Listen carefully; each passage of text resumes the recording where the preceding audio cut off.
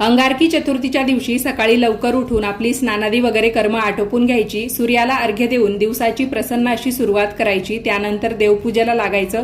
सर्वात प्रथम दिवा लावून घ्यायचा, त्यानंतर गणपती बाप्पांच्या मूर्तीला पाण्याने स्नान घालून घ्यायचं। तुम्ही हवं तर सुरुवातीला पाण्याने स्नान घालून त्यानंतर पंचामृताने अभिषेक करू शकता। त्यानंतर पुन्हा पाण्याने स्नान घालून बाप्पांची मूर्ती एका स्वच्छ कापडाने कोरडी करून पुसून घ्यायची, पुन्हा देवाऱ्यामध्ये स्थापन करायची।